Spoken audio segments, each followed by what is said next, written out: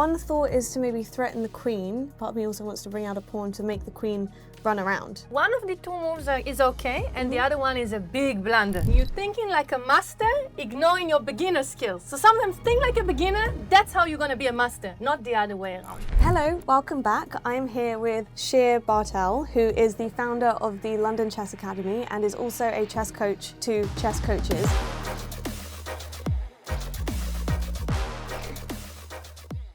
You told me you're going to show me the Scholar's Mate, which is for beginners, I think. It's a beginner's trap. It's a popular beginner trap, Okay. You can easily fall for it if you just learn how to move the pieces, so you also need to know how to avoid it.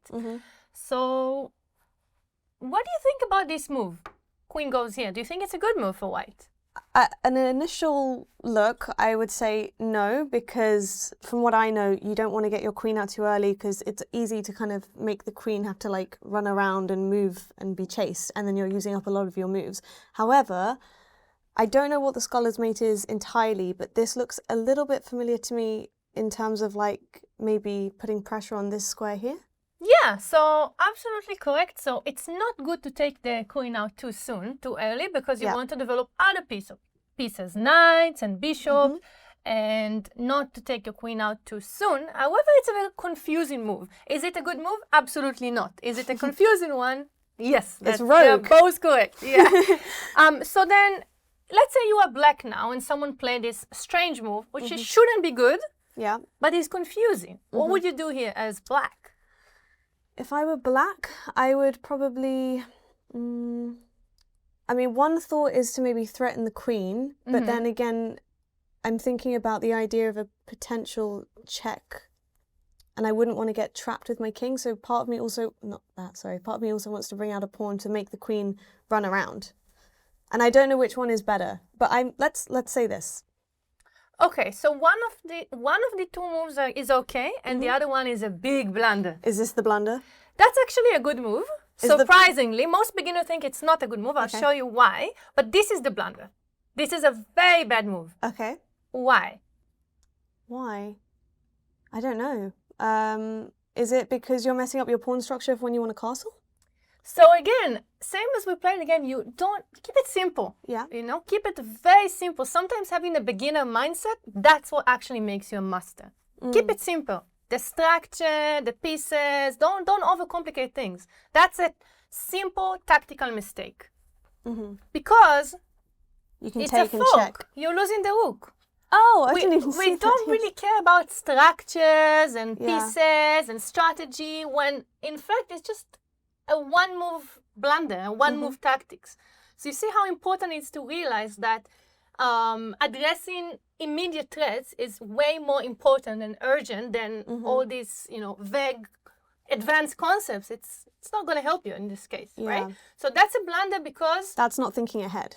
exactly one step ahead. You start with one move ahead. You'll be surprised. You'll beat like much better players. Even with just one move ahead, because beginners don't even think one move ahead. Okay. So if you think one or two moves ahead, you're already one step ahead of most people. Okay, so in fact, after this move, couldn't you just do the same? Yeah. Exactly. What's the difference? Well, this difference is you're not going for the rook. Absolutely. But you would have to sacrifice potentially one of these, but I doubt. Why you is would that do a sacrifice? I guess it's not if they're going to be taking it with the queen, because then they'd lose their queen. So actually, so this is not a move I would teach beginners because it's strange. Why would you let white take your pawn? You lost the point, right? I actually really like this move, to be honest, and maybe the viewers will disagree and will think I'm teaching you something wrong, but it's actually very smart. Giving away this pawn on purpose, it's great for me. I go here. Now, I go here. I attack the queen, right? The queen is not gone, but the queen needs to move. Let's say the queen moves away. Yeah. Who do you think is better now, white or black? In this position, I'm going to go black, because Who has more points, white or black? I guess technically white. White is a pawn up, right? So doesn't it supposed to mean that white is better because he has a pawn up? Well, I guess that's like 1 point up, but I don't know in terms of position if that would outweigh the fact that the pawn has been taken. So maybe black is in a better position. So now you think like a real chess player. So that's just one way to assess the position, who has more points, but it's not just about the point, it's about the position. So yes, there is a big compensation. Chess players love the word compensation. The compensation is the pieces development and activity. You have 1, 2, 3 pieces out, developed, and castle. You know, king is safe, and it's also part of developing pieces is to castle as soon as you can. Whereas white only has the knight. The queen doesn't count because you shouldn't take the queen out too soon. So yes, white is a pawn up, but who do I prefer to be here? Absolutely black. It's not just about the points. It's about the position. The position is better. We are more active. We are farther ahead. So that's something beginners wouldn't understand, but it starts with a simple beginner trick. However, this is not exactly the scholar's trick. That's just us playing too good. So that would be a big blunder, you know? Yeah. But let's look at a game that is more reasonable for beginners, because beginners will not understand that's actually an amazing move. We lose a pawn, but all our pieces come alive. That's really good. But people will not get it, right? Why would we give away the pawn? Most beginners will play this move. Why? Because now the knight is defending the pawn, addressing the threat. That's a very simple move. Now, white is not going to take because it's losing the queen. So now here goes your idea. Excellent. That's what the scholar's mate is about. Attacking here this weak pawn and trying to checkmate in one move. King cannot take because that's a beginner trap of a checkmate. So now, what happens? Do you think that's a good move to attack the queen? What, in this position? No, because it's still absolutely. It's still so the most natural move to develop the knight and attack the queen is the biggest blunder because game is over. So now you can play this move that we suggested. Now it works because now the queen will not take the pawn because we will simply get the queen. What will you do now for black? If I'm black, I guess I would.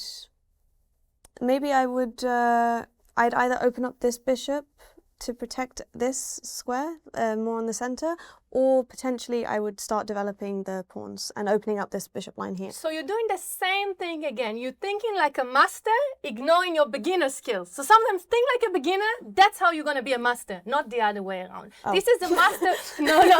Sometimes the best ideas are the beginner ideas. Like if you think like a master, you said, oh, that's called a fianchetto structure. I'm going to put my dark square fianchetto bishop, then I'm going to castle, maybe I'm going to take this bishop. It's too much.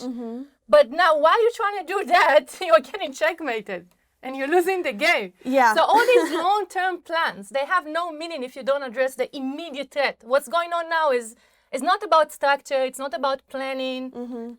It's the most simple thing. You're getting mated. If you go here to develop your bishop again, getting mated. You need to address what is really important. You're about to lose. So I guess this would be the best move. Absolutely. So they're both developing moves, but this move actually addressed the real threat of the checkmate. Now, queen is not going to take, right? Because queen would. Exactly. Now you can do exactly what you wanted and everything is great. And now black perfectly defended the trap, which is the scholar's mate. Addressing immediate attack is more important than long-term plans when you ignore what is actually really urgent to address in the position. The most important thing you need to focus on. This is about focusing. And focus is not just thinking about something, it's knowing what to think about, which is what is happening right now, is more important than long-term plans. Well, because there were a few times there, I guess, where I forgot about this immediate threat and I started trying to think about developing my pieces, which is great, obviously, when you're playing chess, but when you have a threat for checkmate, then obviously the game's over. You need to focus on what matters the most, and that's how you become a great chess player, not by learning concepts, but understanding how to prioritize what is important now or what's important later on. Thank you so much for teaching me a bit about the scholar's mate. I think I know it a lot more in depth now, and there's so many little things that I learned within that as well, not just the actual moves, but also prioritizing a primary threat as opposed to a long-term strategy first. But thank you so much. You're welcome. And develop your pieces. Of course, naturally. But thank you so much for watching, and I will see you on the next one.